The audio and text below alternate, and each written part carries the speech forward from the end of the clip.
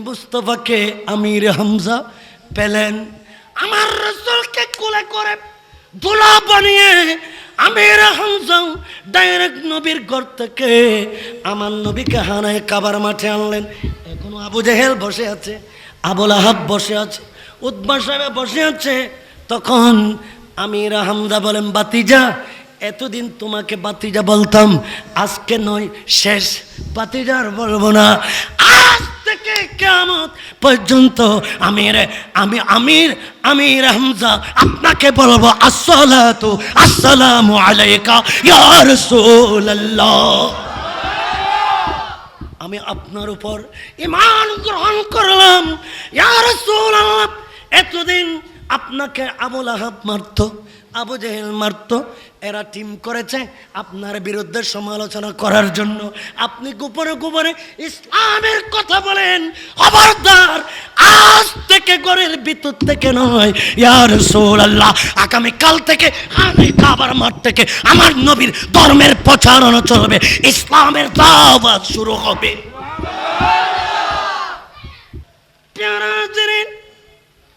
আমির হামজা আমার নবীর চাচা, উনি সেই মহিলাকে জিজ্ঞেস করলেন, আবু জেহেল আমার বাতিজাকে মেরে কোথায় গেল?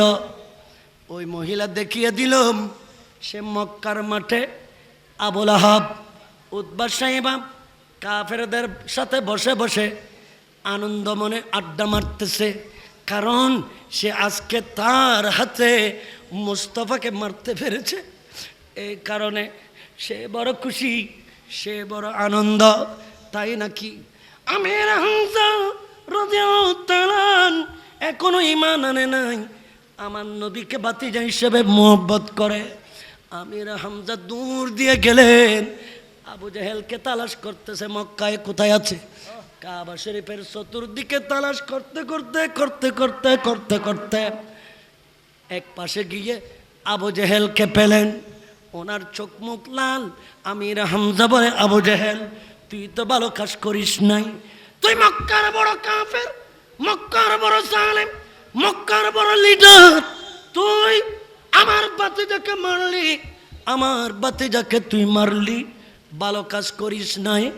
এই কথা বলে উনি বলেন, এই যে দেখো, এটা ধনুক, এটা দিয়ে আমি হরিণ শিকার করি, আজকে আমি হরিণ পাই নাই, আমার বাতিজাকে মারলি কেন? এই কথা বলে উনি ধনুক দিয়ে আবু জেহেলের আগাগোড়া ধুলাই করা শুরু করে দিলে। আরো জোরে বলেন সুবহানাল্লাহ।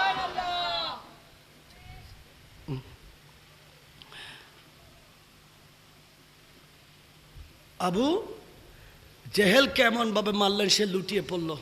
সে কি হয়ে গেল? লুটিয়ে পড়ল।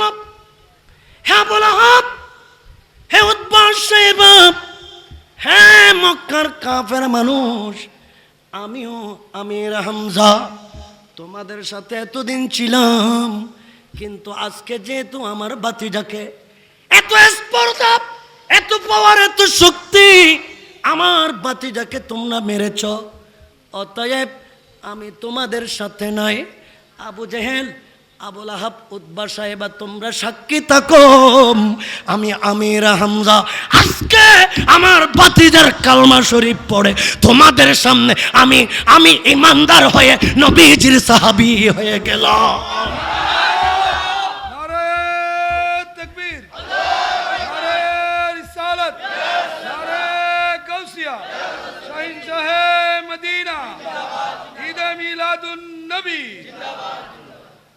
প্যারা হাজিরিন,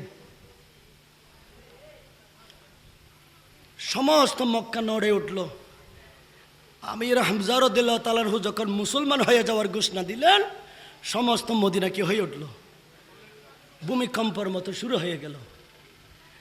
আর দেরি করে নাই, আমির হামজা দৌড় দিয়ে আমার নবীর ঘরে চলে গেলেন।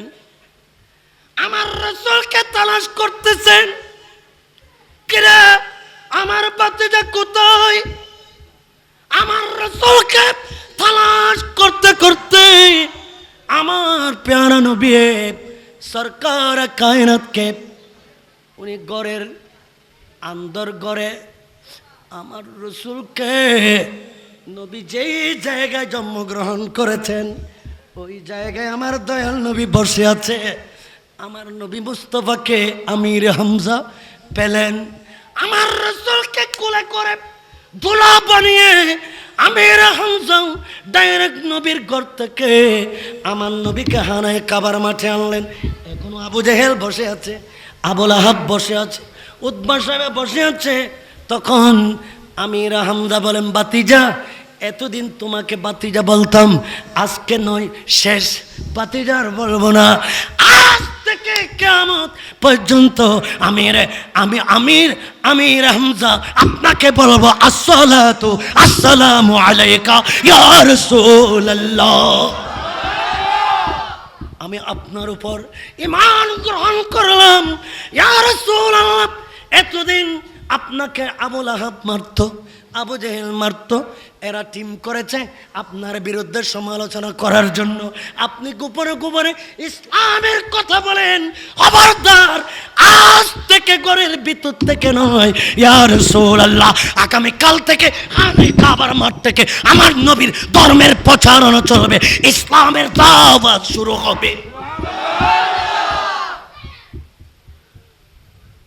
সাহস থাকলে এ বেড়ার ফুতারা আমার রসুলের বিরুদ্ধে কথা বলুক, গর্দান উড়িয়ে ফেলবো। এই আগামীকাল থেকে খানায় কাবা থেকে ইসলামের দাওয়াত শুরু হয়ে গেছে। আজকে সেই দাওয়াতের আলোচনায় আমরা বসেছি, ঠিক কিনা বলেন না? খুশি না বেজার? শেষ কি না? না শেষে গিয়ে মুস্তফা এলো, মুর্তদা এলো, নূর নবী এলো, এলো রে দুনিয়ায়, কামলিওয়ালা সরকার রো রে, কামলিওয়ালা সর। চলবে নাকি? তো শরীফ আনলেন আব্দুল্লাহ মা আমেনার ঘরে, সুবহানাল্লাহ বলেন। তো শরীফ আনলেন আব্দুল্লাহর ঘরে মা আমেনার ঘরে, হোর গামান পড়ে দোরো থোরো পড়ে দোরো থোরো গামান পড়ে, কাবা ঝুঁকে নবীজির দিকে, কাবা ঝুঁকে নবীজির দিকে, জগৎ করলো গুলজার রো রে, কমলি ওয়ালা সরকার রো রে, কমলি ওয়ালা সরকার। মারহাবা বলেন না, আরো জোরে বলেন। একটা শেষ কথা বলি, আমার রসুল চরিত্র এবং আদর্শ দিয়ে এই ধর্মকে ডেভেলপ করেছেন। আমার রসুলের চরিত্র আদর্শ যতক্ষণ আমরা আমাদের জীবনে লালন করতে পারবো না, ততক্ষণ বাবারা শান্তির সমাজ গঠন করা এই জাতির পক্ষে কখনো সম্ভব হবে। মুস্তাফার আদর্শের প্রয়োজন আছে কি নাই? মুস্তাফার চরিত্রের প্রয়োজন আছে কি নাই? আদর্শটা কেমন? মক্কায় দুর্ভিক্ষ হলো, মক্কায় কি হয়েছে? দুর্ভিক্ষ। কথা বলেন না, কি হয়েছে? আমাদের দেশে দুর্ভিক্ষ হয়েছে নাকি? মহামারী হয়েছে, করোনা হয়েছে। আমরা অত্যন্ত ভীত ছিলাম, কষ্ট পেয়েছি, হাজার হাজার মানুষ মারা গেছে। এই রকমের একটা সময় মক্কায় এসেছিল করোনার মতো, কেউ কাউকে এক মুঠো খাবার দেয় না, ঘরে ঘরে সবাই বসে আছে, ডরে বয়ে ঘর থেকে বের হয় না, অনাহারে মানুষ মারা যাচ্ছে। আমার দয়াল নবী মুস্তফা সাহাবায়ে কেরামদেরকে বললেন, সিদ্দিক আকবর, ফারুক আজম, উসমান, মৌলা আলী বসে আসো কেন? আজকে দেখেন করোনার কারণে, মহামারীর কারণে সবাই ঘরে ঘরে বসে আছে, অনাহারে মানুষ মারা যাচ্ছে। একটা কাজ করো, আমি রসুলের ঘরে গোহাল ভরা উট বেড়া দুম্বা মেষ আছে, ওখান থেকে হাজার হাজার উট বেড়া দুম্বা বের করো এনো, আল্লাহর নামে জবে করে দাও। জবে করে আজকে হিন্দু বুঝি না, বুদ্ধ বুঝি না, খ্রিস্টান বুঝি না, ইহুদি বুঝি না, নাসারা বুঝি না, মুসলমান বুঝি না, যারা দেশের জনগণ জাতি সকলকে এই রিলিফ দিতে হবে। সকলে এই রিলিফ পাওয়ার অধিকার রাখে। জোরে বলেন না সুবহানাল্লাহ। এই কথা যিনি বলেছিলেন উনি হলেন আমার দয়াল নবী মুস্তাফা সাল্লাল্লাহু আলাইহি। প্যারা হাজরিন, জবে করে দিলেন, জবে করে দিলেন। জবে করে দেওয়ার পরে মক্কার মানুষকে মাংস বিতরণ করলেন। সবাই বস্তা ভরে ভরে মাংস নিয়ে যাচ্ছে। মক্কার সমস্ত মানুষ মাংস নিয়ে গেল, রিলিফ নিয়ে গেল। মক্কা থেকে অনেক শত মাইল দূরে তায়েফ, ওই তায়েফের জমিনের ওইখানে একজন বুড়ি মহিলা, অত্যন্ত দুর্বল মহিলা। সেই মহিলার নাম হালিমা সাদিয়া। এই মহিলার নাম কি? হালিমা। কথা বলেন না কেন? হালিমা সাদিয়া। হালিমা সাদিয়া তায়েফ থেকে খবর পেলেন মক্কায় নাকি একজন নুরানি মানুষ রিলিফ দিচ্ছে। আমরা তায়েফে অনাহারে আছি, যদি কষ্ট করে হেঁটে হেঁটে যদি তায়েফ থেকে মক্কা শরীফ যেতে পারি, ওই নুরানি মানুষ আমাকেও একটা রিলিফের ঘাটতি দেবে। এ দূর দিয়ে দৌড়ে দৌড়ে আসতেছে। আস্তে আস্তে আস্তে আস্তে মক্কা পর্যন্ত যখন আসলেন, আমার নবী অনেক দূর থেকে দেখলেন। আমার রাসূল দূর থেকে যখন হালিমা সাদিয়াকে দেখলেন, তখন আমার নবী বিজলির মতো দৌড় দিলেন। সিদ্দিক আকবর দেখে আছে, ফারুক আজম দেখে আছে, উসমান গনি মৌলা আলী দেখে আছে। আমার নবী বিজলির মতো দৌড় দিলেন। এরা আশ্চর্য হয়ে গেল, কিরে আমার রসুলকে এভাবে দৌড় দিতে কখনো দেখি নাই, নবী দৌড় দিলেন কেন? আমার রাসূল দৌড় দিয়ে ওই বুড়া মহিলা, দুর্বল মহিলা হালিমা সাদিয়াকে আমার নবী দুই হাতে কুলে তুলে নিলেন। সুবহানাল্লাহ। আমার নবী কুলে তুলে নিলেন। আবার দয়াল নবী মুস্তাফা কুলে তুলে নিলেন। আমার নবী কুলে করে এই মহিলাকে মক্কার মাঠে আনলেন। সিদ্দিক আকবর যখন দেখলেন মক্কার মাঠে গড়ায় গড়ায় কান্দে, ফারুক আজম মক্কার মাঠে গড়ায় গড়ায় কান্দে, সাহাবা একরাম গড়ায় গড়ায় কান্দে। নবীর কালমা পড়েছি, জানমাল কোরবান করেছি, আমার নবীর প্রেমে বিভোর হয়েছি, নবীর প্রেমে জান দিতে প্রস্তুত আছি। এত কিছু নবীর প্রেমে, নবীর কদমে পাকে কোরবান করেছি। আমার প্যারা নবী মুস্তাফা আমাদেরকে কোনোদিন কোলে নেয় নাই, এরকম আদর করে নাই। এই মহিলা কে হতে পারে যে মহিলাকে আমার নবী কুলে নিয়ে আদর করলেন? আমার নবীর কাঁধ মুবারকে একটা সব সময় চাদর থাকতো। আমার নবীর কাঁধ মুবারক একটা কি থাকতো? চাদর থাকতো। আমার নবী যাকে ভালোবাসতেন, যাকে মোহব্বত করতেন, যাকে দয়া করতেন, যাকে মায়া করতেন, যাকে ভালোবাসতেন, আমার নবী এই গালিচা বিষয়ে তাকে সম্মান করতেন। আমার নবী নবীর নবুয়তের কাঁধ মুবারক থেকে চাদর মোবারকটা হাতে নিলেন, হাতে নিয়ে এটা বিছায় দিলেন। ওই বুড়িমা হালিমা সাদিয়াকে এই চাদরের উপর বসলেন। আমার নবী হালিমা সাদিয়ার কপালে একটা চুমু দিলেন, এক বস্তা মাংস দিলেন, রিলিফ দিলেন এবং হালিমা সাদিয়াকে কুলে করে তায়েফের রাস্তা পর্যন্ত আমার নবী এগিয়ে দিয়ে আসলেন। সাহাবা একরাম ইত্যবসরে কাঁদতে আছে, সবাই কান্নাকাটিরত আছে। আমার দয়াল নবী যখন আসলেন, সিদ্দিক আকবর কাঁদে, ফারুক আজম কাঁদে, উসমান গনি কাঁদে, সাহাবা একরাম কেঁদে কেঁদে বলে, ইয়া রাসূলুল্লাহ, জান কোরবান করেছি, মাল কোরবান করেছি, সম্পদ কোরবান করেছি, আমাদের জান মাল সব কোরবান করে দিলাম। এমন এমন এমন আদর মোহব্বত ভালোবাসা আমরা তো পেলাম না। ইয়া রাসূলুল্লাহ, ইনিকে এই মহিলাকে যাকে আপনি কুলে করে আনলেন, কপাল একটা চুমু দিলেন। ইয়া রাসূলুল্লাহ, আপনার নবুয়তের চাদরে কোনদিন আমি সিদ্দিক আকবর বসতে পারি নাই, ফারুক আজম বসতে পারি নাই, মৌলা আলী বসতে পারি নাই। এই মহিলাকে বসালেন। ইনিকে এই কথা বলতে আমার নবীর দুই চক্ষু মোবারক থেকে পানির জন্য প্রবাহিত হয়ে গেল। আমার নবী কান্না করা আরম্ভ করে দিলেন।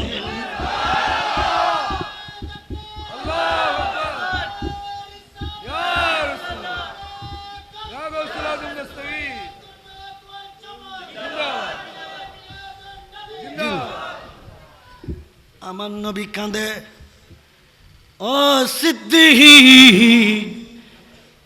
ইনাকে কে তোমরা চিনো না?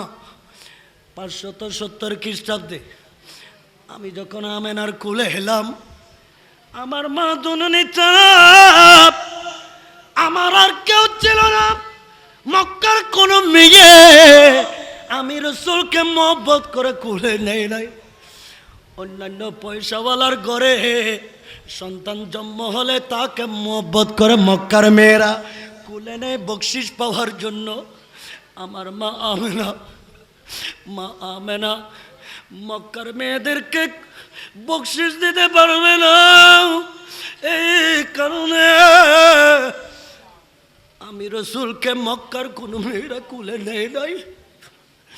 আমার মা আমেনা আমি নবী মুস্তাফাকে দেখে দেখে বলেন, ও আমার নূরানি পুতুল, খোদার কসম করে বলছি, এ ঘর আঁধার ছিল, কাবা আঁধার ছিল, মক্কা আঁধার ছিল, সারা পৃথিবী আঁধার ছিল। খোদার কসম, ও আমার নূরানি পুতুল, তোমাকে যখন কুলে নিলাম, তোমার চেহারা মুবারক থেকে এমন একটা আলোর ঝিলিক বের হয়েছে, আমি সেই আলোতে আরশ মুআল্লা পর্যন্ত দেখে ফেলেছি। ও ফুটলে তারপরও কিন্তু তোমার বাবা নাই বলে মক্কার মেয়েরা তোমাকে কুলে নিচ্ছিল।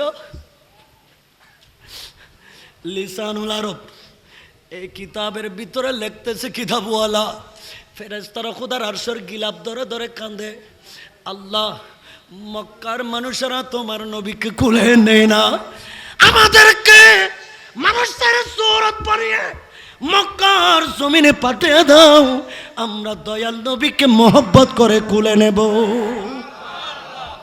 পশু পাখিরা আল্লাহর কাছে ফরিয়াদ করে, আল্লাহ আমাদেরকে ক্ষমতা দাও, দয়াল নবীকে আমরা কুলে নেব। সাগর মহাসাগর আসমান জমিন সবাই বলে মুস্তাফাকে আমরা কুলে নেব। বাবারা মুরব্বীরা আমার রাসূলকে কেউ কুলে নেয় না। আমেনা এভাবে কাঁদতে আসছে, গায়েব থেকে আওয়াজ এলো, আমেনা রে চিন্তা করো না, টেনশন করো না, ইমামুল আম্বিয়াকে তোমার কুলে পাঠিয়েছি এবং আমার দয়াল নবীকে কুলে নেওয়ার জন্য আমি একজন ভাগ্যবান মহিলাও তৈরি করে রেখেছি।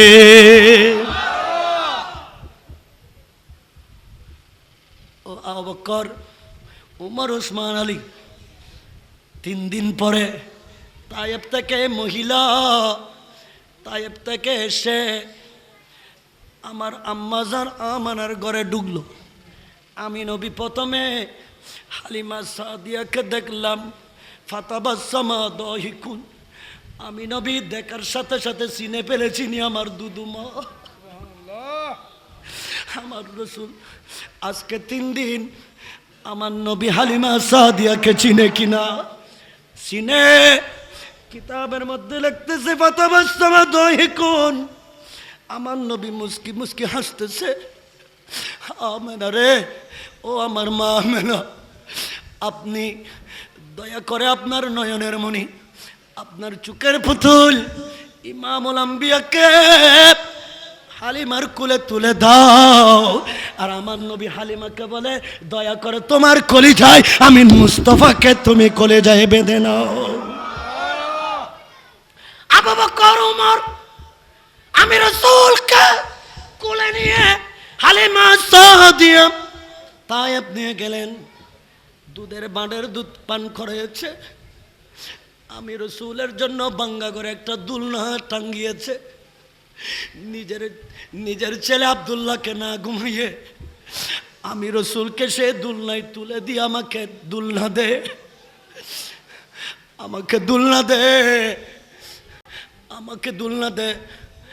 হালিমা সাদিয়া রাতের বেলা আমার রসুলকে দুলনায় শোয়ে দিয়ে তাইফের ময়দানে বের হলেন জারো দেওয়ার জন্য। হঠাৎ করে আসমানের দিকে হালিমা সাদিয়ার চোখের দৃষ্টি গেল।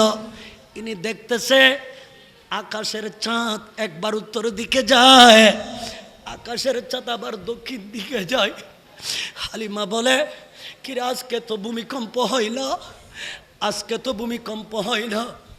আকাশের চাঁদ এইভাবে দুলাডুলি করতেছে, ব্যাপারটা কি? চারু রেখে দিয়ে হালিমা সাদিয়া আমার নবীর ঘরে যখন ঢুকলেন, দেখতেছে আমার নবী শাহাদাত আঙ্গুল দিয়ে চাঁদের সাথে কথা বলতেছে। আমার নবী কথা বলতেছে। আল্লাহ চাঁদকে বলে, ও চাঁদ, তোমাকে আমার নবীর দুলনার কেল্লা হিসেবে তৈরি করেছি। আমার নবী যেই দিকে যেতে বলে তুমি সেই দিকে দুলতে থাকো। আমার মা গরিব হয়ে গেছে, দুর্বল হয়ে গেছে। হঠাৎ করে যখন আমি নবী হালিমা সাদিয়ার দেখলাম, পুরাতন কথা মনে পড়েছে। আমাকে কে কুলে নিয়েছে, আমার কাপড় সুফরকে ধুয়ে দিয়েছে, আমাকে কে চুমো দিয়েছে, দুধের বাড়ের দুধকে পান করিয়েছে। এই কারণে আমি আর বরদাস্ত করতে পারি নাই, নিজের মধ্যে স্থির থাকতে পারি নাই। আমি দুধ দিলাম, ও সিদ্দিক, আমার দুধ মাকে আমি কুলে নিয়ে মক্কার মাঠে আনলাম। নবুয়তের চাঁদের যদি কিয়ামত পর্যন্ত হালিমা সাদিয়াকে বসে রাখি, তিনি আমার জন্য যা করেছেন তা কোনোদিন আমি শোধ করতে পারবো না। একজন দুধমা দুধ পান করানোর কারণে সন্তানের কাছে যদি তার এমন মর্যাদা হয়, যেই মা জন্ম দিয়েছেন তার মর্যাদা কেমন হবে? আজকে সে মা বৃদ্ধাশ্রমে, সেই বাবা বৃদ্ধাশ্রমে, আজকে সে মা পাশির কাছে ঝুলছে, ছেলে টুকরো টুকরো করে ফ্রিজের মধ্যে রেখে দিচ্ছে। আজকে হচ্ছে সেই দুনিয়া। মাজারের উপর চলছে হামলা, আজকে মসজিদের উপর চলছে হামলা, আজকে মুসলমানদের উপর চলছে অত্যাচার, নিপীড়ন। এইভাবে সুন্নি উলামায়ে কেরামদেরকে আজকে হুমকি দুমকি দিয়ে আজকে তাদের বিরুদ্ধে হামলা মামলা করা হচ্ছে। ঠিক কিনা বলেন না? আরো জোরে বলেন না ঠিক কিনা? যারা এ দেশে আদর্শের বাণী পৌঁছিয়েছে, যারা এ দেশে চরিত্রের কথা বলেছে, যারা এই দেশে নবী মুস্তাফার সুন্নতের কথা বলেছে, যারা এই দেশে আমার নবীর আদর্শের কথা বলেছে, যারা এই দেশের মানুষদের কলবে আর ইমানের বাতি দিয়ে, ইসলামের আলো দিয়ে মানুষকে জীবিত করেছে, এদের বিরুদ্ধে হামলা মামলা এই দেশের জনগণ মেনে নেবে না। ঠিক কিনা ভাইরা? আল্লামা গিয়াসউদ্দিন তাহিরি কি অপরাধ করেছে? কাউকে কি গালি দিয়েছে? কাউকে কি গালি দিয়েছে? গিয়াসউদ্দিন তাহিরি কারো উপর কে হামলা করেছে, মামলা করেছে? অপরাধ কি? গিয়াসউদ্দিন তাহিরির একটাই অপরাধ, আমার নবীর পক্ষে কথা বলে। ঠিক কিনা বলেন না? আল্লামা আলাউদ্দিন জাহাদি আমার নবীর পক্ষে কথা বলে, শানে রাসালাতের পক্ষে কথা বলে, আহলে সুন্নাত ওয়াল জামাতের পক্ষে কথা বলে। এই দেশ 360 আউলিয়ার দেশ। এই দেশে সুন্নি উলামায়ে কেরামের প্রতি হামলা মামলা করলে এই দেশ অশান্ত হয়ে যাবে। ঠিক কিনা বলেন? বাবারা, দেশের সরকারের প্রতি আহ্বান জানাবো, মাজার হামলা বন্ধ করুন। ঠিক কিনা বলেন না? আর জোরে বলেন ঠিক কিনা? হাইকোর্টের খাজা শরফুদ্দিন রহমতুল্লাহ আলাইহি 700 বছর আগের মাজার ভেঙে ফেলার সিদ্ধান্ত হয়েছে। আজকে সোশ্যাল মিডিয়াতে দেখলাম একটা মাজারকে গুড়িয়ে দেওয়া হয়েছে। নুরু পাগলার কবর থেকে তুলে 14 দিন পরে তাকে আগুনে জ্বালিয়ে পুড়িয়ে আবার তাকে তেতলে করেছে। ইসলাম ধর্ম কি এইগুলি শিক্ষা দেয়? আমি বলবো, আপনারাও মুসলমান, আমরাও মুসলমান। আল মুমিনু ইখওয়া, আল্লাহ বলেন মুসলমান ভাই ভাই, মুসলমান রক্তপাত করতে পারে না, মুমিন রক্তপাত করতে পারে না। যারা রক্তপাত করে এরা কোনোদিন মুমিন হতে পারে না, ঠিক কিনা ভাইয়েরা? আল মুসলিমু মান সালিমাল মুসলিমুন মিন লিসানিহি ওয়া ইয়াদিহি, আমার নবী বলেন মুসলমান ওই ব্যক্তি যার হাতে অপর মুসলমানের জান মাল নিরাপদ থাকবে, ঠিক কিনা বলেন না? যার হাতে মুসলমানের জান নিরাপদ নাই, যার কাছে মুসলমানদের মাল নিরাপদ নাই, যার কাছে মুসলমানের ইজ্জত নিরাপদ নাই, আমার নবী মুস্তাফা বলেন সে তো মুসলমানও হতে পারে। ফাসলিহু বাইনাকুম, তোমরা সংঘাত না করে একজন অপরজনের ভাই হিসেবে বসে ইসলাহ করে নাও, সমাধান করে নাও, কাদা চোরাচুরি বন্ধ করো। আমার নবীর আদর্শ দেখো, নবীর ১,৫০০ বছরের ইতিহাস দেখো, নবী কিভাবে ইসলাম প্রচার করেছেন। যদি ওই নীতিতে না আসি কিয়ামত পর্যন্ত ফেনা তুলবো, ইসলাম কায়েম হবে না, ঠিক কিনা বলেন না? অনতিবিলম্বে জিহাদি এবং গিয়াসউদ্দিন তাহিরি সহ সমস্ত উলামা ইকরামের বিরুদ্ধে হামলা মামলা তুলে নেন, এগুলি বন্ধ করুন, দেশকে শান্ত করুন। যারা আজকে মাহফিল আসছেন আমি তাদেরকে পাইন্দাবাদ জানাচ্ছি, মোবারকবাদ জানাচ্ছি, কষ্ট করেছেন। আমি তো পাশের মসজিদের ইমাম,